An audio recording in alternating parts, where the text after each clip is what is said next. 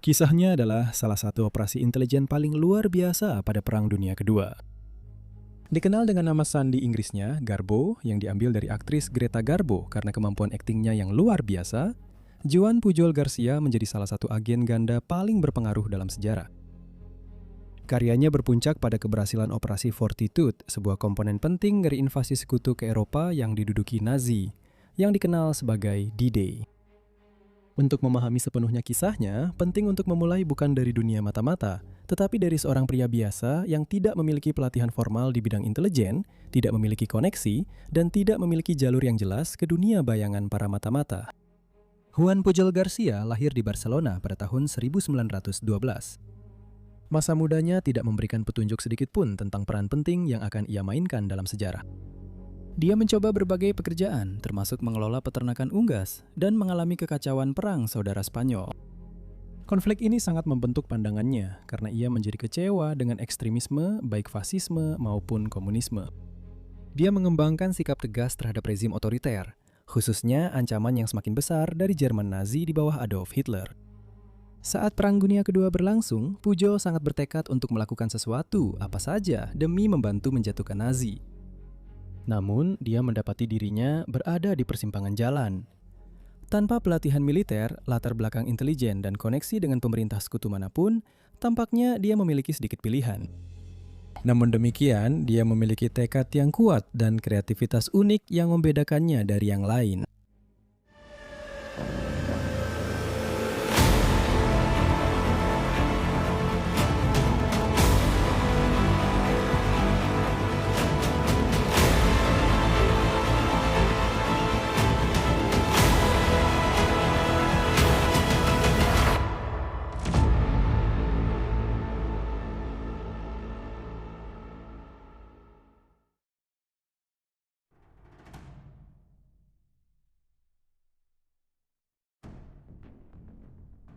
Didorong oleh keyakinannya yang semakin kuat bahwa rezim Adolf Hitler harus dilawan, Pujol mendatangi kedutaan Inggris di Madrid dan menawarkan diri untuk menjadi mata-mata, mengklaim bahwa ia dapat mengumpulkan intelijen yang berguna bagi perjuangan sekutu. Namun, dari sudut pandang Inggris, Pujol tampak sama sekali tidak cocok. Dia tidak memiliki latar belakang militer, tidak ada pelatihan intelijen, tidak memiliki akses yang diketahui terhadap informasi berharga, dan tidak ada bukti bahwa dia bisa beroperasi secara rahasia.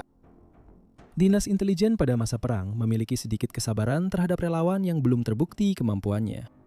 Dia ditolak lebih dari sekali. Penolakan berulang ini sangat penting untuk memahami apa yang terjadi selanjutnya. Bagi banyak orang, penolakan seperti itu akan menjadi akhir dari usaha tersebut. Namun bagi Pujol, hal itu justru menjadi pemicu untuk sesuatu yang jauh lebih ambisius. Alih-alih menyerah pada tujuannya, dia memutuskan untuk mengubah cara pandangnya terhadap masalah tersebut. Jika Inggris tidak mau menerimanya sebagai mata-mata, dia akan menciptakan situasi di mana mereka tidak punya pilihan selain mengakui nilainya. Dia memutuskan untuk tidak meminta direkrut. Sebagai gantinya, dia akan memaksa mereka mengambil keputusan. Ide yang muncul tidak hanya berani, tetapi juga sangat tidak lazim. Dia akan terlebih dahulu menyesup ke intelijen Jerman. Pada titik ini, Pujol belum punya rencana yang jelas. Dia tidak memiliki kontak di dalam aparat intelijen Jerman, tidak punya pelatihan dalam spionase, dan tidak berpengalaman dalam tipu daya. Namun, dia memiliki intuisi yang kuat tentang psikologi manusia. Dia memahami bahwa dinas intelijen, seperti organisasi lainnya, bisa dipengaruhi jika didekati dengan cara yang tepat, terutama jika mereka percaya bahwa mereka sedang mendapatkan keuntungan. Dengan menampilkan dirinya sebagai pendukung tujuan Nazi, Pujol mendekati agen-agen Abwehr, dinas intelijen militer Jerman. Dia mengklaim bahwa dirinya bersedia bertindak sebagai mata-mata di Inggris, dan bahwa dia memiliki cara untuk pergi ke sana serta membangun jaringan kontak. Luar biasa, ini berhasil. Abwehr, yang sangat ingin memperluas kemampuan intelijennya di Inggris, bersedia mengambil risiko dengan merekrut anggota baru. Kepercayaan diri Pujol dan antusiasme yang tampak terhadap tujuan mereka membantu mengimbangi minimnya pengalamannya. Dia diterima, dilatih dalam teknik-teknik dasar spionase, dan diberikan perlengkapan seperti kode, tinta tak terlihat, serta dana.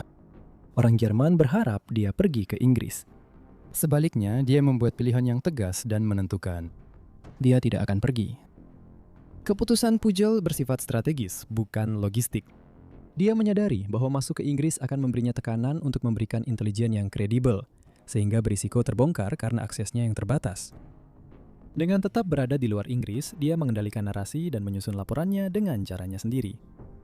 Jadi dia memilih untuk beroperasi dari Lisboa, Portugal.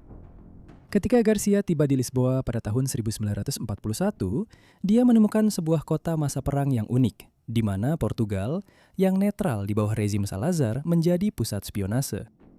Para pengungsi dan agen intelijen dari kekuatan poros maupun sekutu lalu lalang di jalanan dan kafe-kafe kota itu. Tanpa kontak intelijen Inggris, Garcia sepenuhnya mengandalkan sumber daya Jerman dan kreativitasnya sendiri, menciptakan keberadaan fiktif di Inggris. Tantangannya adalah membuat laporan yang meyakinkan dan mencerminkan kehidupan sehari-hari di Inggris pada masa perang. Untuk mencapai hal ini, dia mempelajari surat kabar Inggris untuk mencari detail seperti jadwal pelayaran dan laporan cuaca, yang membantunya membangun narasi yang otentik.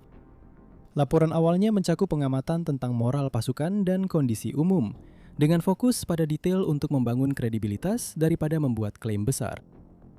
Pujol sengaja memasukkan ketidakakuratan kecil agar terlihat manusiawi, sebuah strategi yang berhasil dengan baik di mata Abwehr yang menganggapnya sebagai agen lapangan yang kompeten dalam situasi yang menantang. Ini menandai momen penting dalam operasinya. Dia menyadari bahwa seorang agen tunggal hanya bisa memberikan informasi terbatas, sementara sebuah jaringan menawarkan kedalaman dan jangkauan. Jadi, dia menciptakan subagen fiktif, mengembangkan identitas yang rinci dengan pekerjaan, pandangan politik, kebiasaan, dan lokasi.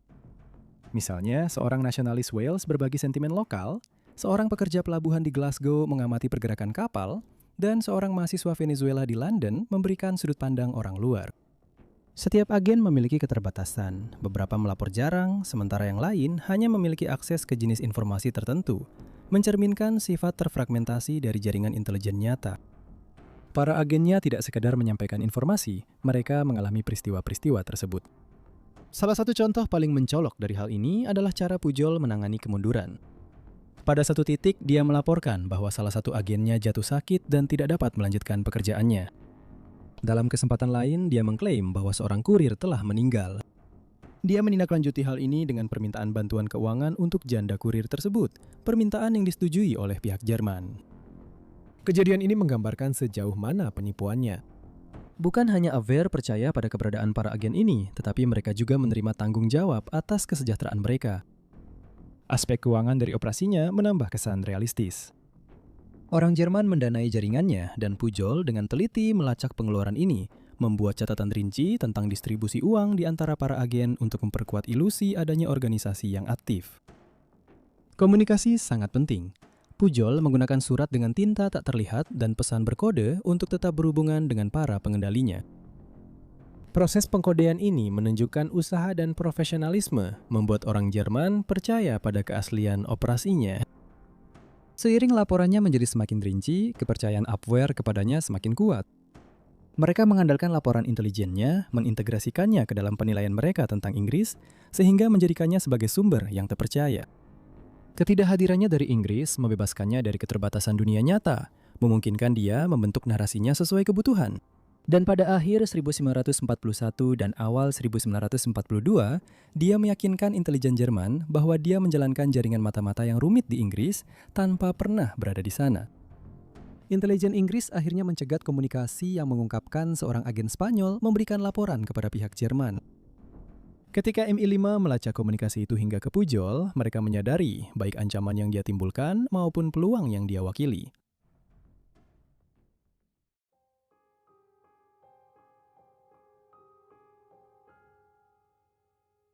Pada tahun 1942, Juan Pujol dibawa ke Inggris. Secara resmi bergabung dengan sistem Double Cross, sebuah program kontra-intelijen yang mengubah mata-mata Jerman menjadi agen ganda. Di bawah bimbingan penanggung jawabnya, Thomas Harris, dan dengan dukungan intelijen Inggris, operasi Pujol menjadi semakin canggih dan diawasi dengan ketat. Apa yang telah berhasil dia lakukan sendiri di Lisbon sudah menunjukkan inisiatif yang luar biasa, tetapi di bawah arahan MI5, usahanya akan disempurnakan dan diperluas, yang pada akhirnya memainkan peran penting dalam salah satu operasi paling signifikan dalam Perang Dunia Kedua. Pujol menjadi bagian penting dari sistem Double Cross dan jaringan subagen imajiner yang telah dia ciptakan di Lisbon menjadi tulang punggung pekerjaannya bersama MI5. Dengan dukungan Inggris, jaringan ini berkembang baik dalam ukuran maupun kompleksitasnya. MI5 membantu mengelola logistik komunikasinya, memastikan bahwa laporannya selaras dengan strategi sekutu yang lebih luas. Agen-agen fiktifnya diberikan latar belakang yang rinci, lokasi yang spesifik, dan peran yang jelas. Dengan aktivitas mereka dikoordinasikan secara hati-hati untuk memperkuat kredibilitas satu sama lain. Garbo berkomunikasi dengan pihak Jerman melalui pesan radio berkode dan surat-surat yang ditulis dengan tinta tak kasat mata. Setiap pesan ditinjau dengan sangat teliti sebelum dikirim, menyeimbangkan kebutuhan untuk menjaga kredibilitasnya sekaligus melindungi operasi sekutu yang sebenarnya. Penentuan waktu adalah salah satu aspek paling krusial dari pekerjaannya. Garbo sesekali mengirimkan peringatan tentang pergerakan sekutu, tetapi peringatan itu tiba terlalu terlambat untuk ditindaklanjuti, meningkatkan reputasinya sebagai agen yang rajin dan setia, sekaligus memastikan Jerman tidak dapat merespons informasi tersebut secara efektif. Pada tahun 1944, Garbo telah menjadi salah satu aset paling terpercaya di dalam intelijen Jerman. Laporannya tidak hanya diterima, tetapi juga sangat dihargai, bahkan mulai memengaruhi pemikiran strategis Jerman. Pada titik ini, perannya menjadi sangat penting dalam operasi Fortitude, strategi sekutu yang dirancang untuk menyesatkan pasukan Jerman mengenai lokasi invasi yang akan datang ke Eropa Barat. Keberhasilan D-Day sangat bergantung pada keberhasilan meyakinkan Jerman bahwa serangan utama akan terjadi di tempat lain selain Normandia. Misi Garbo adalah untuk memperkuat ilusi bahwa sekutu sedang bersiap-siap untuk menyerang Pas de Calais, bagian tersempit antara Inggris dan Prancis. Melalui laporannya, dia menggambarkan dengan jelas adanya kekuatan besar dan tangguh yang sedang berkumpul di Tenggara Inggris, yaitu kelompok Angkatan Darat Amerika Serikat pertama yang fiktif. Dia memberikan laporan rinci tentang jumlah pasukan, perlengkapan, dan persiapan logistik yang memperkuat narasi bahwa inilah sebenarnya pasukan utama untuk invasi. Yang terpenting, dia melaporkan bahwa pasukan ini berada di bawah komando George S. Patton, sosok yang dipandang oleh Jerman sebagai salah satu pemimpin sekutu yang paling efektif dan agresif. Detail ini sesuai dengan ekspektasi Jerman, sehingga membuat tipuan tersebut jauh lebih meyakinkan. Pekerjaan intelijen Garbo tidak berdiri sendiri. Itu adalah bagian dari upaya penipuan yang lebih besar yang mencakup tank palsu, lapangan udara palsu, dan aktivitas radio palsu. Namun, laporan-laporannya yang kredibel lah yang memberikan keaslian pada tipuan fisik tersebut. Tanpa sumber yang dapat dipercaya untuk memvalidasi pentingnya hal-hal tersebut, ilusi seperti itu bisa saja dengan mudah dianggap sebagai umpan belaka. Dalam hari-hari menjelang invasi, Garbo menjalankan salah satu tugasnya yang paling sensitif. Dia mengirimkan peringatan kepada Jerman yang menunjukkan bahwa pendaratan sekutu sudah dekat, tetapi pesan itu sengaja ditunda. Pada saat pesan itu sampai kepada mereka, invasi sudah dimulai. Manuver ini memungkinkan dia menjaga reputasinya sambil memastikan sekutu tetap mempertahankan unsur kejutan. Pada 6 Juni 1944, pasukan sekutu mendarat di Normandia.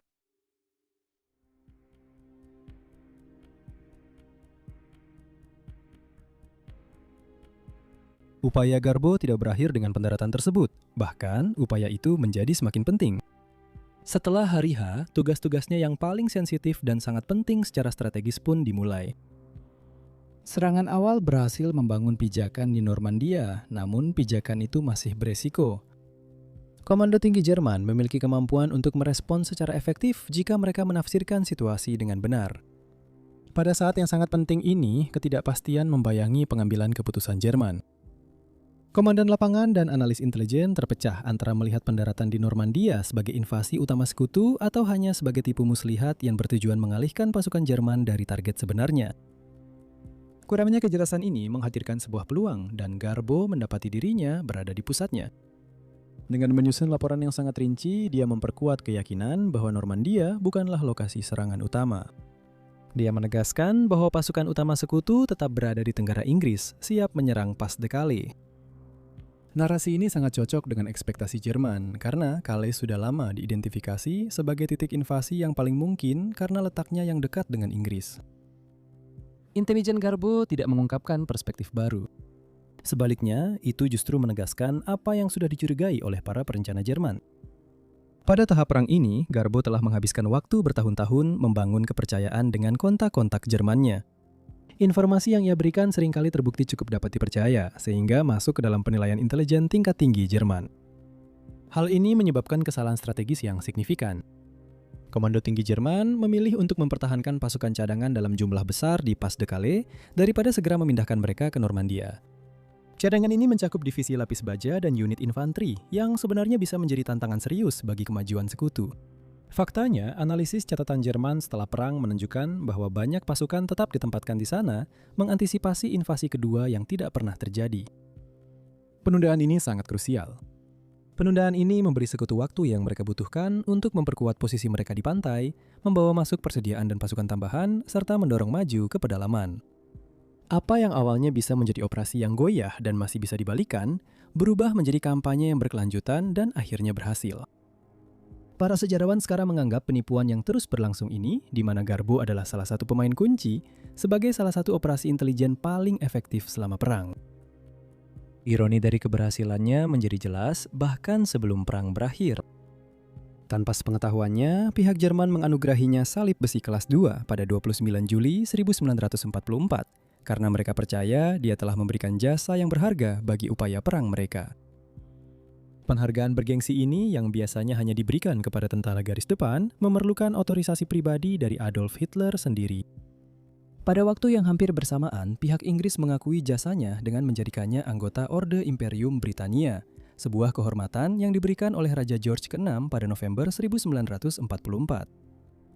Pengakuan ganda ini menyoroti salah satu ironi paling luar biasa dari Perang Dunia II. Satu orang dihormati oleh kedua belah pihak atas tindakan yang sama, dengan tidak satu pun yang benar-benar mengetahui kebenaran sepenuhnya. Terlepas dari pencapaiannya, Pujol menyadari bahwa berakhirnya perang tidak menjamin keselamatannya. Meskipun Jerman Nazi telah tumbang, sisa-sisa jaringan intelijen, simpatisan, dan buronan masih terus ada di seluruh Eropa dan bahkan di luar itu. Pujol khawatir jika perannya sebagai agen ganda diketahui, ia bisa menjadi target balas dendam. Penipuannya sangat bersifat pribadi bagi mereka yang telah ia tipu, dan kedalaman pengkhianatannya membuatnya sangat rentan. Untuk melindungi dirinya, ia merancang sebuah rencana yang mencerminkan kreativitas yang pernah ia tunjukkan selama perang. Dia akan menghilang. Dengan dukungan dari intelijen Inggris, Pujol memalsukan kematiannya sendiri pada tahun 1949. Kisah resmi menyatakan bahwa dia meninggal karena malaria di Angola, sebuah narasi yang cukup meyakinkan sehingga diterima secara luas bahkan oleh orang-orang yang mengenalnya. Pada kenyataannya, dia memulai hidup baru. Setelah melewati Angola, Pujol menetap di Venezuela dengan identitas baru. Di sana, dia menjalani kehidupan yang tenang dengan rajin menghindari perhatian publik. Dia menjalankan sebuah toko buku dan toko souvenir, membaur dalam kehidupan sehari-hari. Sebuah kontras yang mencolok dengan perannya yang luar biasa di masa perang. Selama beberapa dekade, dia tetap hampir tak terlihat. Kehilangannya begitu total sehingga bahkan di kalangan intelijen pun hanya sedikit orang yang mengetahui nasibnya. Pria yang dulunya memengaruhi keputusan strategis Nazi Jerman di masa damai berubah menjadi warga sipil biasa yang hidup jauh dari sorotan. Baru pada tahun 1980-an kisahnya kembali terungkap. Sejarawan Inggris Nigel West memulai pencarian untuk mengungkap identitas Garbo. Setelah bertahun-tahun melakukan penyelidikan, ia menemukan Pujol di Venezuela, yang kemudian menimbulkan minat besar di kalangan sejarawan dan mantan perwira intelijen ketika mengetahui bahwa salah satu agen ganda paling penting dalam perang tersebut masih hidup. Pujol melakukan perjalanan singkat kembali ke Inggris, di mana ia disambut dengan pengakuan dan rasa hormat. Ia bertemu dengan mantan rekan kerjanya, mengunjungi lokasi-lokasi penting pada masa perang, dan bahkan menghadiri peringatan D-Day. Untuk pertama kalinya, perannya dalam perang mendapat pengakuan publik. Ia meninggal dunia di Caracas pada tahun 1988, menutup babak kehidupan yang ditandai oleh anonimitas, penipuan, dan makna sejarah.